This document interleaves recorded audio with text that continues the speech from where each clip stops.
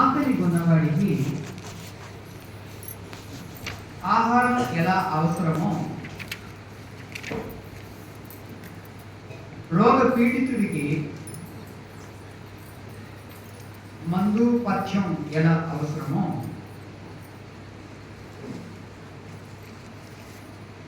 అజ్ఞానంతో సతమతమయ్యేవాడికి జ్ఞానం అలా అవసరం.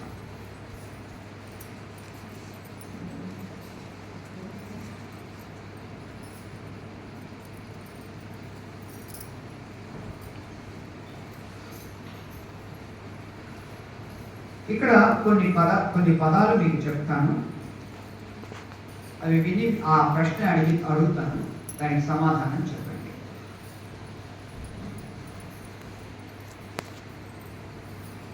దేశభక్తి,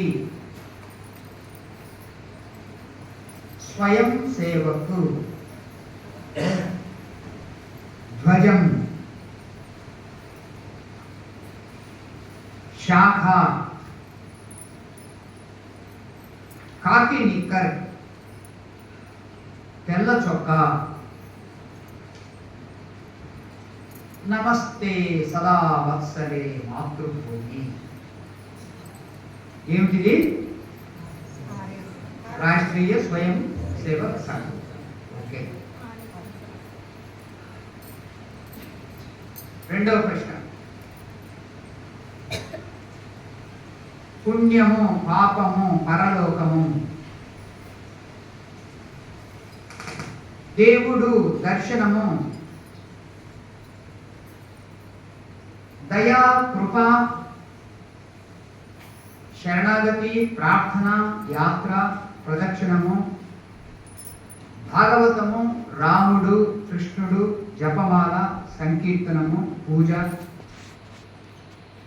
నైవేద్యము, ప్రసాదము, వరం, త్రిపుండ్ర ధారణ, మడి, ఆచారము, ఉత్సవము, ఏమిటిది? భక్తి యోగము. ఏమండి? 3 సాధన చతుష్టయ సంపత్తి, జిజ్ఞాస, శ్రవణ, మనన, నిధిధ్యాసనలు, సర్పము, రజువు, మాయా, భ్రమ, అజ్ఞానము, ఉపాదాన కారణం, నిమిత్త కారణం, బ్రహ్మము, ఆత్మ, ఆధారం, ఆధేయం, అధిష్టానం, 3 కర్మలు, సంచితము, ప్రారబ్ధము, ఆగామి, ప్రస్థానత్రయం, మోక్షము, ఉపనిషత్ భాష్యం, గీతా భాష్యం, సూత్ర భాష్యం, దాన్ని అధ్యాస భాష్యం అని అంటారు. ఏమిటిది? అద్వైతము. ఏమండి? ఇప్పుడు 4వది,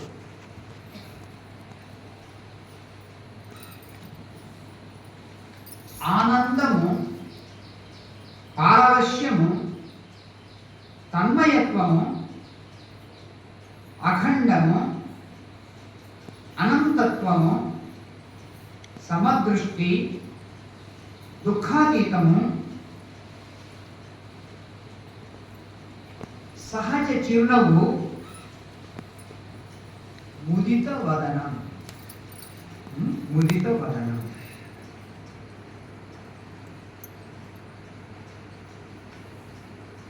అంతర్దృష్టి, జీవితం ఏరులా పారటం, గాలిలా సాగటం, దయా, కరుణ, ప్రేమ, సహజంగా పొంగి పొరలటం, భేదాతీత స్థితి, సహజంగా జీవితం నడవటం, శారీరక కష్ట రోగములు, శరీర పతనం అనేవి జస్ట్ ఇన్సిడెంట్స్. జస్ట్ ఇన్సిడెంట్, సంఘటనలు అంతే మాత్రమే. అహంకార మమకారాలు లేని స్థితి, సదా ఎరుకలో అవగాహనతో జీవిత గమనం నడుస్తుంది. ఏమిటిది? తురియం. ఏషా బ్రాహ్మీ స్థితి పార్థ నైనాం ప్రాప్య విముక్తి స్థిత్వాస్యాం అంతకాలేకి బ్రహ్మ నిర్వాణం ఉచ్యతే. ఇదే బ్రాహ్మీ స్థితి. ఎప్పుడు ప్రతి క్షణము కూడా ఆనందంగా ఉంటాడు. తనకంటే అన్యముగా ఇంకొకటి ఉంది అని అంటే భయపడాలి. అంతా తనే. ఇక భయం ఎక్కడ ఉంటుంది? ద్వితీయాత్ భయం భవతి. రెండవది ఉంది అంటే భయపడతాడు. రెండవదే లేదు, అంతా తనే. ఈ బ్రాహ్మీ స్థితికి, ఈ పారవశ్యతకు, ఈ అనంతత్వానికి, తన్మయత్వానికి ఎంతో సిద్ధత కావాలి. పదాలను మనం శ్రవణం చేస్తూ వెళ్తూ ఉంటే ఏదో తేలిగ్గా అనిపిస్తుంది, కానీ అది చేరుకోవటానికి ఎంతో సిద్ధత కావాలి, అర్హత కావాలి. అందరికీ 3 దోషాలు తప్పకుండా ఉంటాయి. ఆ 3 దోషాలే సాధకుల్ని ఏ స్థాయిలో వాళ్ళని ఉంచుతాయి అనేది తెలుపుతూ ఉంటుంది. ఆ దోషాలు ఉన్నాయి అంటే ఏం జరగాలి? శుద్ధి జరగాలి. శుద్ధి జరగాలి, క్లీనింగ్ ప్రోగ్రామ్ జరగాలి. ఏమిటి ఆ 3 దోషాలు? మల, విక్షేప, ఆవరణ దోషం. మల దోషం జన్మ జన్మల నుండి వస్తూ ఉన్నటువంటి కర్మ సంచితం, మల దోషం. తమోగుణం అన్నమాట, అది తమోగుణం. సూక్ష్మమైన విషయాలు ఏవి కూడా ఎక్కవు. ముద్దు లాంటి ప్రతిబంధకం. కర్మ వల్ల మలదోషం చేకూరితే మరలా ఆ కర్మ ద్వారానే మలదోషాన్ని పోగొట్టు. ఎట్లాంటి కర్మ? స్వార్థపరమైనటువంటి, పక్షపాతంతో కూడుకున్నటువంటి, హింసాత్మకమైనటువంటి కర్మ వల్ల మలదోషం చేరింది. నిస్వార్థమైనటువంటి కర్మ యోగ దృష్టితో చేసేటువంటి స్వ ఆశ్రమ కర్మలు మాత్రమే, విహిత కర్మలు మాత్రమే చేస్తూ పోతూ ఉంటే అప్పుడు చిత్తశుద్ధి ఏర్పడుతుంది, మలదోషం తొలగుతుంది. దానికి అందువల్ల నిష్కామ కర్మ యోగము లేదా కర్మయోగము ఈ మలదోషం పోవడానికి చాలా సహకారి.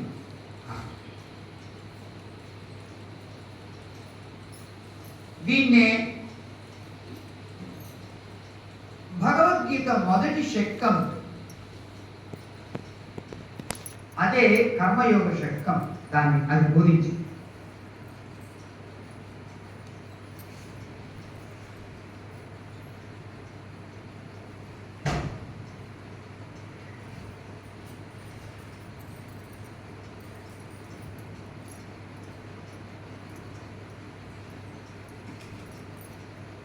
మనకు 2వ అధ్యాయంలో జ్ఞానం గురించి ఎంతో బోధించినా కానీ, స్థితప్రజ్ఞ లక్షణాలు బోధించినా కానీ 3, 4, 5 వీటన్నింటిలో కర్మయోగమే కేంద్రంగా ఉంది. స్వార్థంతో చేస్తే అది కర్మ, ఏ స్వార్థము ఏ సేవా భావన లేకుండా చేస్తే అది కర్మ. నిస్వార్థంగా అహంకారాన్ని పోగొట్టుకోవటానికి చేస్తే అది ఆ ఫలం ఎలా వచ్చినా కానీ దాన్ని ప్రసాద రూపంలో స్వీకరిస్తే అది కర్మయోగం. సో కర్మ కర్మ కర్మ.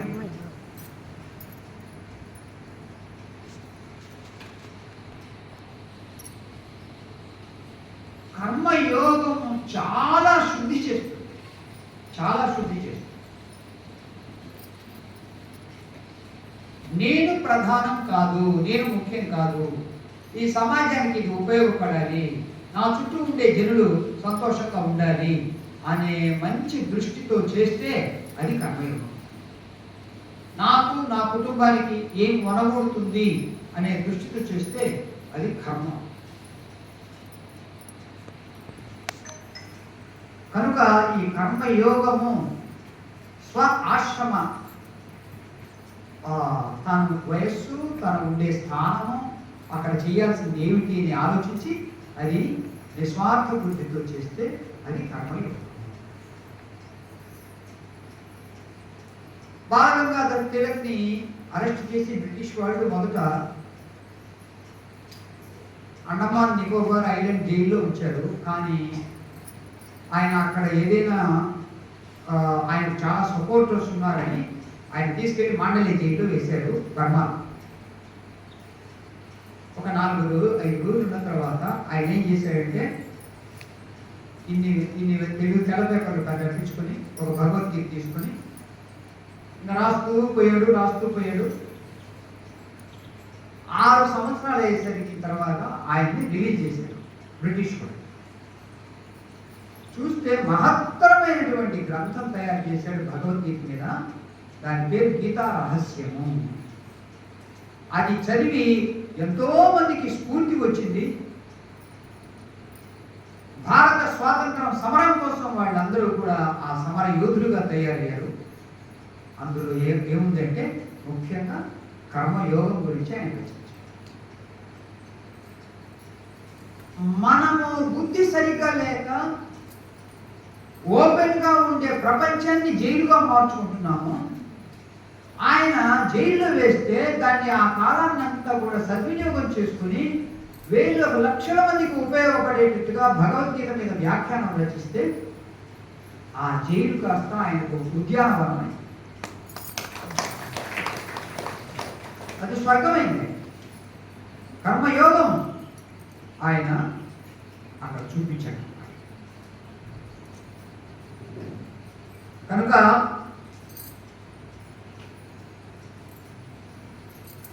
ఈ మలదోషాన్ని మనం ఎంత నిస్వార్థమైనటువంటి కర్మలు చేస్తూ పోతూ ఉంటామో అంత చక్కగా దాన్ని తొలగించుకో.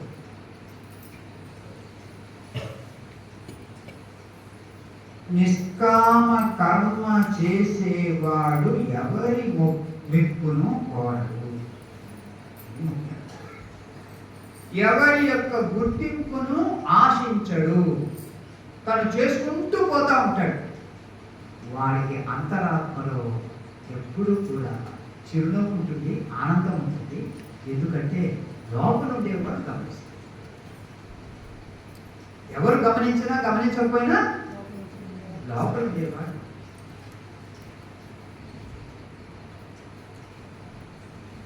ఇది కర్మ. సో ఒక్కొక్కరికి 4 ఆశ్రమాలు ఉన్నాయి. ఆ ఆశ్రమాల్లో తగినటువంటి పనిని, కర్మను నిస్వార్థ బుద్ధితో సరే కర్మ చేస్తాము, ప్రసాదం వస్తుంది, ఫలం వస్తుంది. దాన్ని ప్రసాద బుద్ధితో స్వీకరించాలి. ప్రసాద బుద్ధి అంటే ఏమిటి?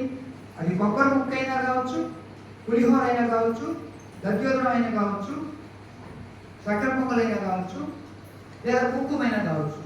అది ఏది మన చేతిలోకి వచ్చినా కానీ అది ప్రసాదం. అంటే ప్రసాద బుద్ధి.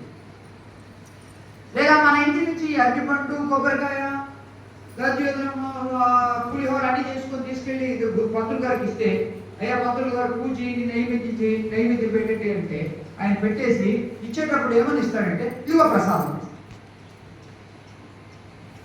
మీ దృష్టి అంతా కొబ్బరి, పులిహోర, దర్జోదనము, అరటిపండు అనే దృష్టి ఉంది. ఆయన మాత్రం అన్ని కూడా ప్రసాదం. ఏ ఫలం వచ్చినా కానీ అది అనుకూలం కావచ్చు, ప్రతికూలం కావచ్చు, ప్రసాదం. సో చేసేటప్పుడేమో కర్మయోగ దృష్టి, స్వీకరించేటప్పుడేమో ప్రసాద బుద్ధి. ఈ దృష్టితో ఎవరైతే కర్మలు చేస్తారో వాళ్ళను కర్మ బంధించదు కాదు కదా, అసలు ఆ కర్మలే వాళ్ళను విముక్తులను చేస్తాయి.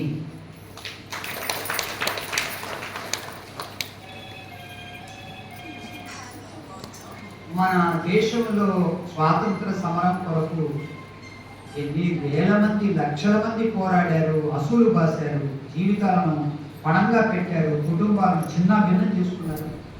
ఎంతకాలం జరిగింది.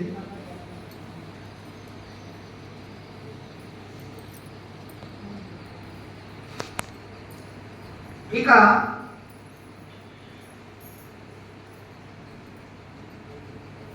మా గురువుగారు అంటారు, లోకంలో ఉండే ప్రతి ఒక్కరికి ఈ 3 దోషాలు కొద్దో గొప్ప ఉంటాయి అంటారు. మరీ మడ్డిగా ఉన్నాడు అనుకోండి, మలదోషం ఎక్కువగా ఉంది. కొంచెం రజోగుణంతో ఉన్నాడు అనుకోండి, విక్షేప దోషం ఎక్కువగా ఉంది.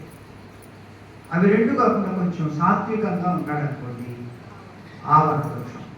ఇవి 2 తక్కువగా ఉంటాయి. వాళ్ళ ప్రవృత్తిని బట్టి మనం చెప్పాలి, వాళ్ళని గమనించాలి. వాళ్ళ మాటలు, వాళ్ళ తీరుతెన్నులు, వాళ్ళ యొక్క ఆలోచనలు ఎలా ఉంటాయి. సాత్వికంగా ఉన్నాడు అంటే శబాష్, శబాష్ అని పిలుచుకోవచ్చు. మన దోషము, విక్షేప దోషము తక్కువగా ఉంటుంది.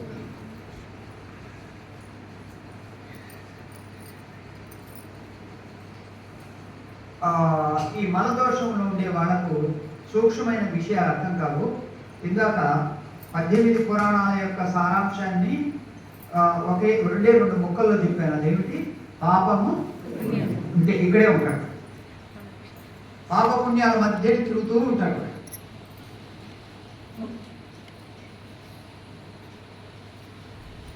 సో తన ఆశ్రమానికి సంబంధించిన కర్తవ్య కర్మలే చేయాలి అని.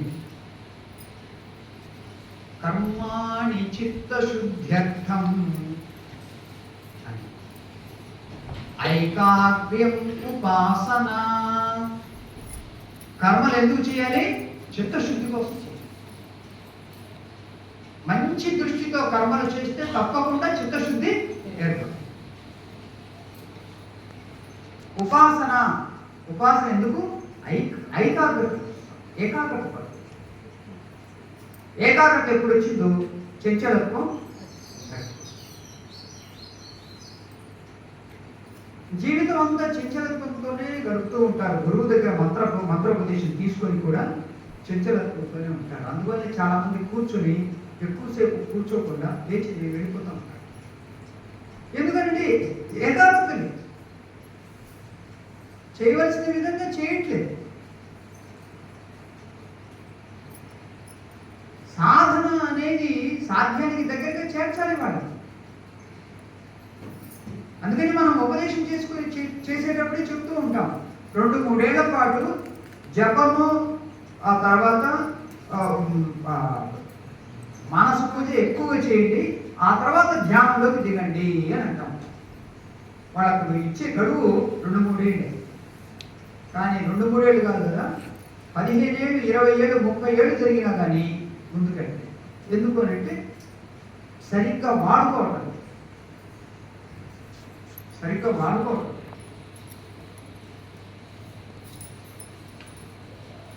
ఇక విక్షేప దోషం,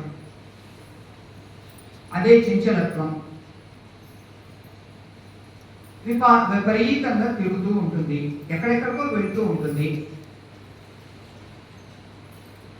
వాళ్ళకు ఏకాగ్రత లేదు కాబట్టి మనశ్శాంతి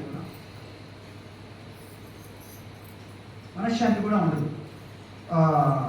విక్షేపం తిప్పుతా ఉంటుంది, ఇక్కడికి అక్కడికి అక్కడికి.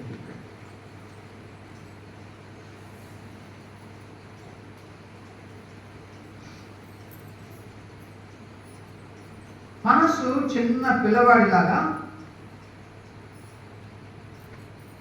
లెక్క లేకుండా పోతూ ఉంటుంది చెడు విషయాల మీదకు. అది పోతూ ఉండటం దాని నేచర్ లాగా పోతూ ఉంటుంది, కోతిలాగా. అందుకనే చంచలం హి మన కృష్ణ ప్రమాది బలవదృఢం తస్యాహం నిగ్రహం అనే వాయోరివ సుదుష్కర. గాలినైనా పట్టుకోవచ్చు కానీ దాన్ని మాత్రం పట్టుకోలేము మనం.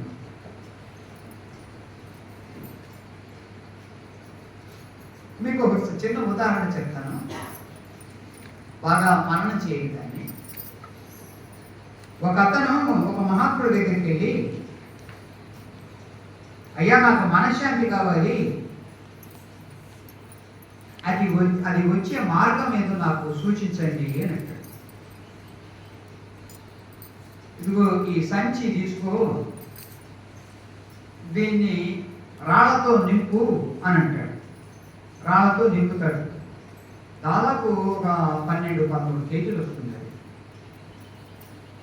నువ్వు ఒక వారం రోజులు ఎక్కడికి వెళ్ళినా కానీ దీన్ని తీసుకెళ్తా ఉంటాడు, దీన్ని మోస్తా ఉంటాడు. ఎక్కడికి వెళ్ళినా ఏం చేసినా కానీ దీన్ని మోసుకుంటూ తీసుకెళ్తాడు. సరే అని ఆయన చెప్పినట్టుగా చేస్తాడు, తిరుగుతాడు, తీసుకెళ్తా ఉంటాడు ఎక్కడికి వెళ్ళినా కానీ. వారం అయిన తర్వాత మళ్ళీ ఈ మహాత్ముడి దగ్గరికి వస్తాడు.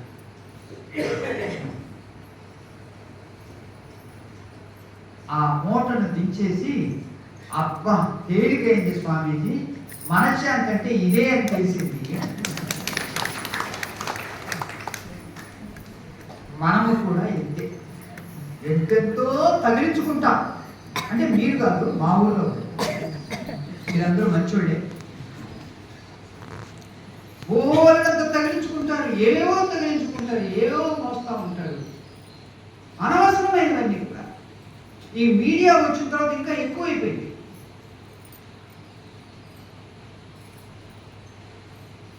మనం ఎంతో మోస్తూ ఉంటాము,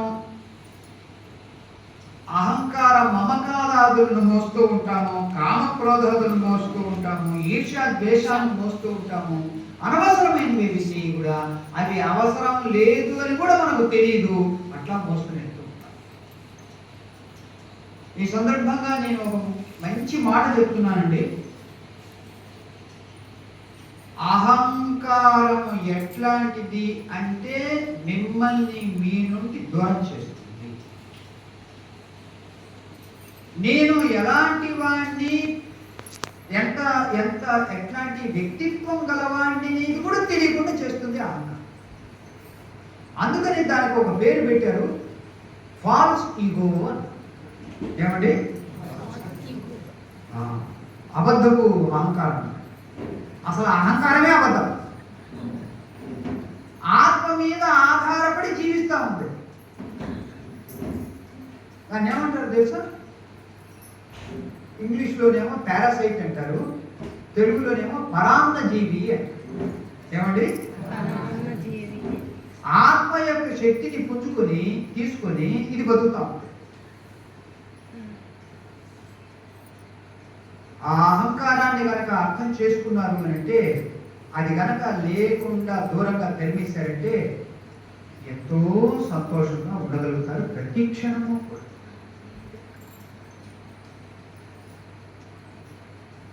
సత్వగుణం మీరు వెళ్ళి విలుస్తుంది. ఆ అహంకారం లేనప్పుడు సదా ఆనందంగా ఉంటాయి. అది ఒక షాడోలాగా మిమ్మల్ని వెంబడిస్తా ఉంటుంది. ఏది? అహంకారం. కనుక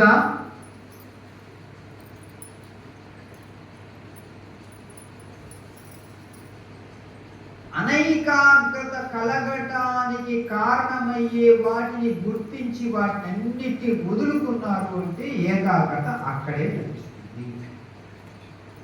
ఆ చంచలత్వం అప్పుడు ఉండదు.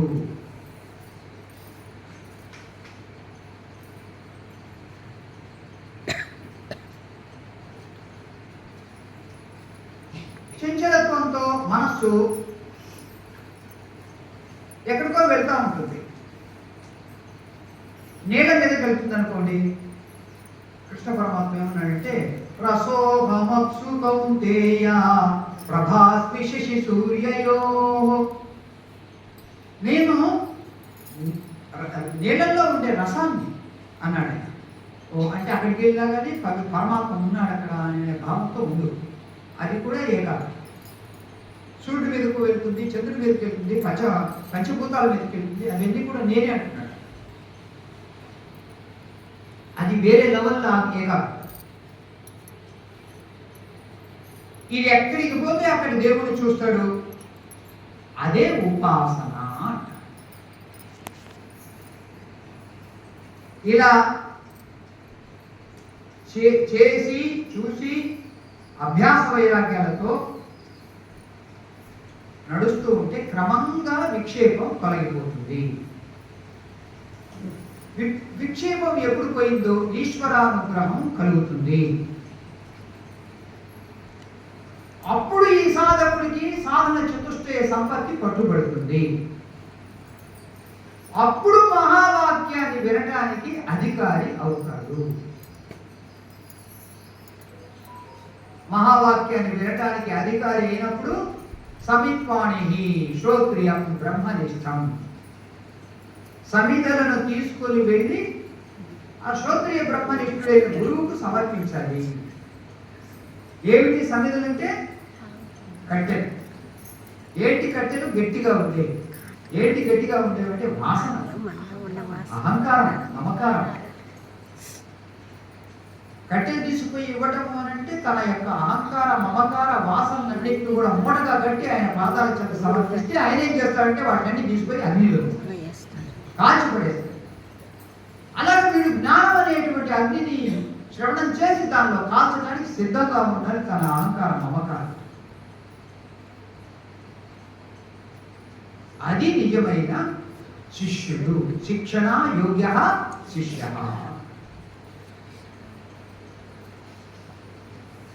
కనుక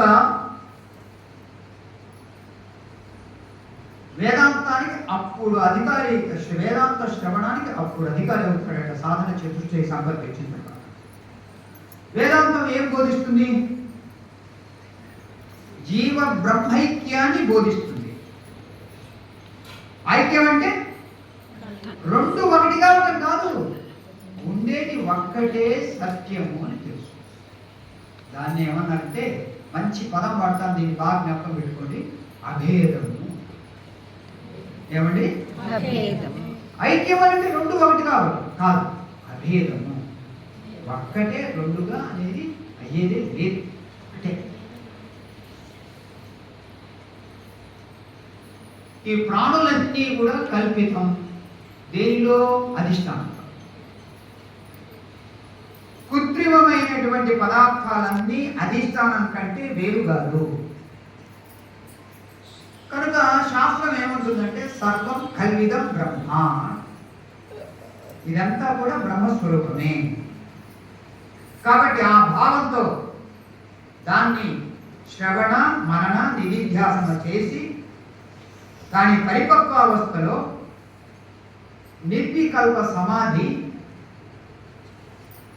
స్వాధిష్టాన భిన్నతారోపితస్య, ఆ నిర్వికల్ప సమాధి వచ్చిన తర్వాత స్వస్వరూప సాక్షాత్కారం, అప్పుడు మోక్షం, ఈ సమస్త సంసార విముక్తి అప్పుడు లభిస్తుంది.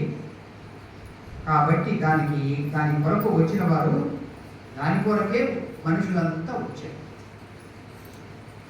అప్పుడు భగవంతుడు సంతోషపడతాడు, శభాష్, నేను దీనికోసం కదా వీటిని పంపించింది అని అనుకుంటాడు. అలా కాకుండా జంతు ప్రవృత్తితో ఉన్నారు అంటే ఇక మరణ, పునరపి మరణం, పునరపి జన్మం, ఇదే విధంగా సాగుతూ ఉంటుంది.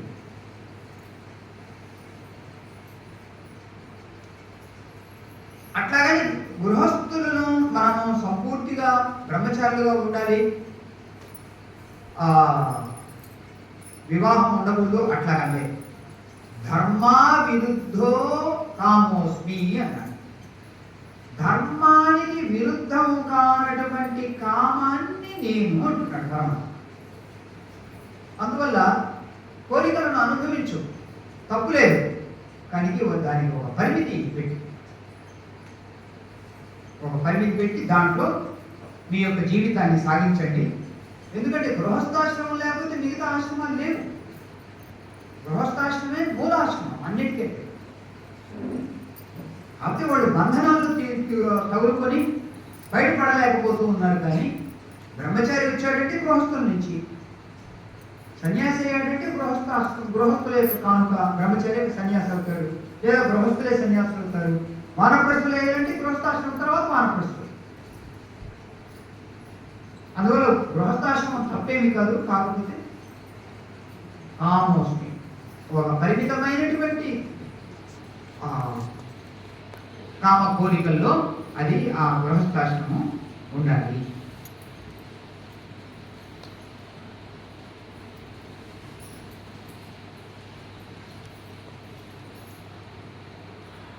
మనం సేవ చేసినప్పుడు ఎవరికి చేసినా కానీ ఏమనుకోవాలి అంటే, దేవుడు పరమాత్మ ఈ సేవను ఆయన ఇంకో రూపంలో ఉండే వ్యక్తికి చేయిస్తున్నాడు అనుకోవాలి. సో మనం ఎవరికి చేస్తున్నామో ఆ దేవుడు ఈ రూపంలో ఉండి మన చేత చేయించుకుంటున్నాడు అని అనుకోవాలి. సో ఆ అహంకారం పొందకూడదు. దేవుణ్ణి చేరడానికి ఉన్న దారులన్నీ కూడా, దారులు ఎన్ని ఉన్నా కానీ దగ్గర దారి ఏమిటి అంటే స్వార్థరహిత సేవ. స్వార్థరహిత సేవ అది మన అంతరంగాన్ని శుద్ధి చేసినట్టుగా ఇంకేది చేయదు. స్వార్థరహిత సేవ. ఎందుకంటే ఇంకొకళ్ళకు సేవ చేస్తూ ఉన్నప్పుడు కొత్త స్థమానం అహంకారం పొడసూపుతుంది. ముందు వీడికి ఎందుకు చేయాలి, నేనే ఎందుకు చేయాలి, వాడు చేయొచ్చు కదా, ఎప్పుడూ పొడసూపుతూనే ఉంటుంది. దాన్ని అణిచి కాదు, ఇది మంచిది, మనం చెయ్యాలి అనే భావంతో దానికి నచ్చజెప్పి చేస్తూ చేస్తూ చేస్తూ అప్పుడు చెప్తుంది.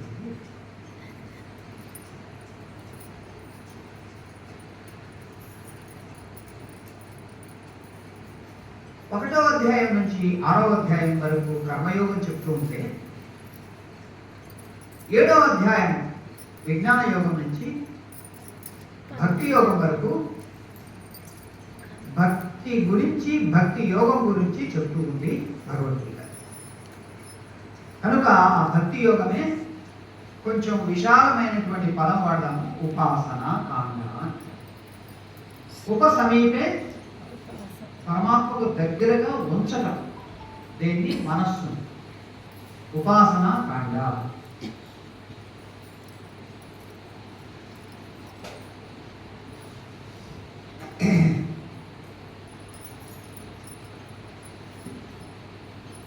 ఈ భక్తి యోగంలో చాలా మంది భక్తులు మన దేశంలో కనబడ్డారు. అసలు అందరికీ కూడా పరిచయం అయ్యేది మొట్టమొదట భక్తే. తల్లి కానీ తండ్రి కానీ దేవుడికి దండం పెట్టుకోరా అని చెప్పి పరిచయం చేస్తూ ఉంటారు. కనీసం వినాయక చవితి అప్పుడు, లేదా ఇంకొక పండుగప్పుడు, రామనవమి అప్పుడు దేవుడి గుడికి తీసుకెళ్ళి దండం పెట్టుకోవడం అనేది అలవాటు చేస్తారు. అక్కడి నుంచి ప్రారంభం అవుతుంది. సో వాళ్ళకు ఏదైనా అదృష్టం బాగుండి, ఏదైనా కర్మయోగం పరిచయం కావటం కానీ, లేదా జ్ఞాన యోగం పరిచయం కావటం కానీ ఏం చేస్తే అది వేరే లెవెల్లో ఉండే ఒక హైజం. కానీ ఎక్కువ మందికి భక్తి అనేది ప్రచారం పిలుస్తూ ఉంటుంది. ఆ భక్తి అక్కడితోనే అయిపోతుంది, ఇక ముందుకు వెళ్ళదు. కాకపోతే మనకు ఏ విధమైన భక్తి అలవాటు అవుతుంది అంటే, మనం కోరికలు కోరితే దేవుడు నెరవేరుస్తాడు అనే భక్తి అలవాటు. అది వ్యాపార భక్తి కానీ చంచలత్వాన్ని పోగొట్టేటువంటి భక్తి. హిందూ మతంలో మనకు ఒక స్థానం ఉంది అనే పరిచయం కూడా అవ్వదు. సో మతంలో మనకేమి సంబంధం లేదు అన్నట్టుగా. కనుక విక్షేప దోషాన్ని మనం భక్తి యోగం ద్వారా, ఉపాసన ద్వారా శరణాగతి ద్వారా మనము పోగొట్టుకోవాలి. సో శ్రవణం, కీర్తనం, విష్ణువు స్మరణం, పాదసేవనం, అర్చనం, వందనం, దాస్యం, సఖ్యం, ఆత్మ నివేదనం. ఈ నవవిధ భక్తి మార్గాల ద్వారా ప్రహ్లాదుడు చెప్పినట్టుగా ఆ విక్షేప దోషాన్ని పోగొట్టుకోవాలి. అమ్మా, నా అనుభవాన్ని బట్టి చెప్తూ ఉన్నాను. కర్మయోగం చాలా మంచిది. ఎవరైతే 1 గంటకు పైగా రోజు పొద్దున్నే బ్రాహ్మీ ముహూర్తంలో ఈ భ్రామరి, కుంభకం, ప్రాణాయామం సాధన చేస్తారో వాళ్ళ మలదోషం, వాళ్ళ విక్షేప దోషం 2 తప్పకుండా మీరు అది అభ్యాసం చేయండి. బాగా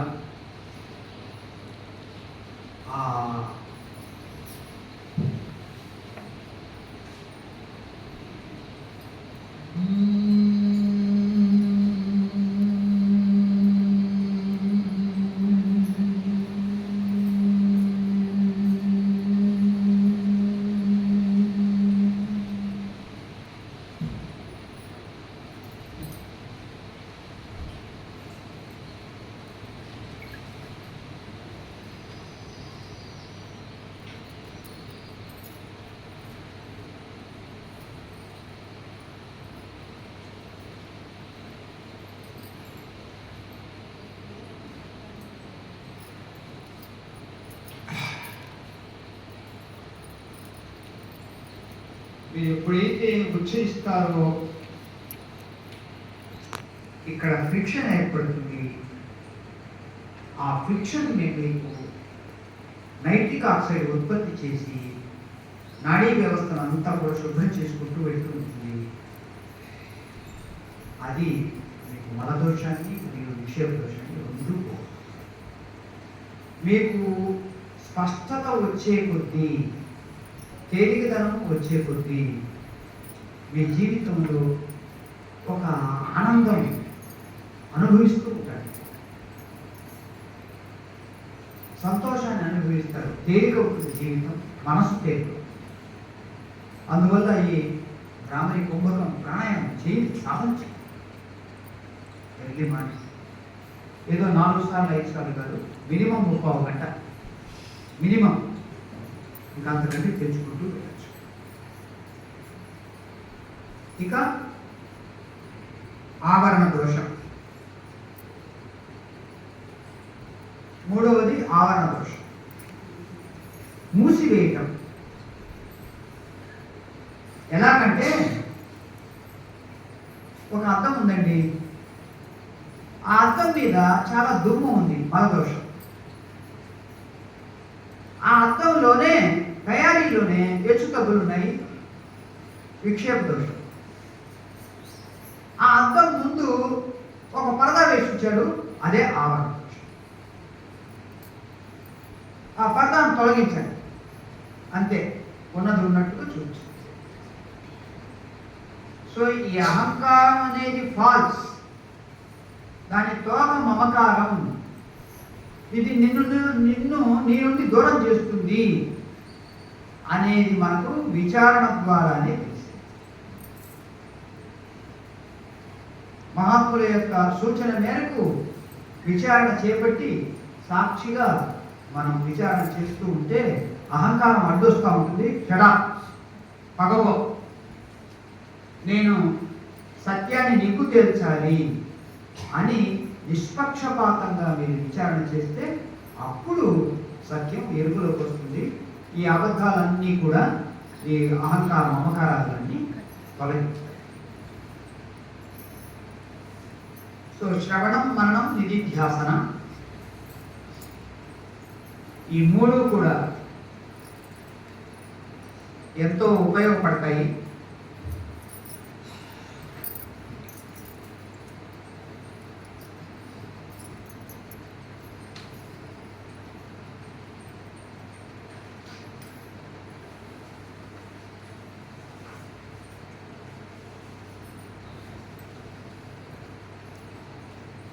ఈ దోషాలు మనం తొలగించుకోగలిగితే, అది సులభంగా కాదు, నిదానంగా తొలగించుకోగలిగితే ప్రతి క్షణము ఆనందమే, ప్రతి క్షణము మోక్షమే. అది ఎప్పుడో ఇంకో కాలంలో పొందేది కాదు, ఇంకొక చోట పొందేది కాదు, ఇక్కడే ఈ శరీరంలోని, ఈ జీవితంలోని మనం అనుభవిస్తాం. ఈ సృష్టిలో కొన్ని ముఖ్యమైనవి గమనించుకోండి మీరు. వాటికి అవి ఉంటున్నాయి. ఏ గుర్తింపును ఆశించకుండా,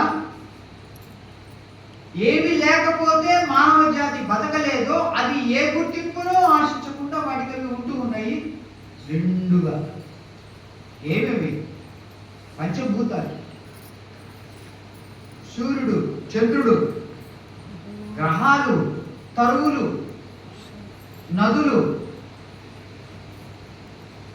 పంచభూతాలన్నీ కూడా వాటికవి, గ్యాలక్సీలు అన్నీ కూడా వాటికవి ఉంటున్నాయి. అవన్నీ కూడా బ్రహ్మ జ్ఞానులు ఏమీ ఆశించకుండా ఉంటున్నాయి. అవి లేకపోతే అసలు మనకు జీవమే లేదు. మానవ కోటి ఇంతమంది బ్రతకటానికి ఆక్సిజన్ కావాలి. ఆ ఆక్సిజన్ మనము చెట్ల నుంచి వస్తుంది అనుకుంటున్నాము, కాదు, సముద్రం నుంచి వస్తుంది. సముద్రం నుంచి వస్తుంది ఆక్సిజన్.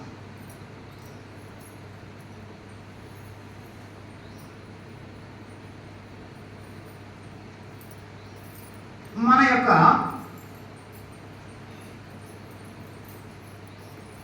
ఇక్కడ నిన్న ఈ మంత్రోపదేశం తీసుకోవాలి అనుకున్న వాళ్ళకు ఒక టాపిక్ చెప్పాను.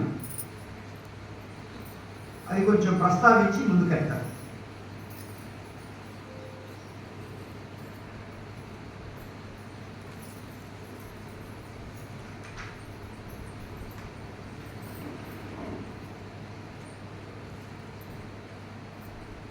భగవద్గీతలో కృష్ణ పరమాత్మ ఎవరైతే నన్ను కొలుస్తారో వాళ్లకు యోగక్షేమాలను నేను ప్రసాదిస్తాను అంటాడు. యోగక్షేమం మహాక్షేమం. యోగము అంటే లేని వస్తువును ఒదగించి ఇవ్వటం. క్షేమము అంటే ఉన్న వస్తువును కాపాడటం. ఇది లేని వస్తువును ఒదగించి ఇవ్వటం అనేది యోగము, ఉన్న వస్తువును కాపాడటము అనేది క్షేమం. అంటే మొదటిది యోగము అనే పదం కంటే కూడా లాభము అనే పదం వాడు. సో షిరిడి సాయిబాబాను కొలవాలి, వినాయకుడిని ఆరాధించాలి, లేదా వెంకటేశ్వర స్వామిని ఆరాధించాలి.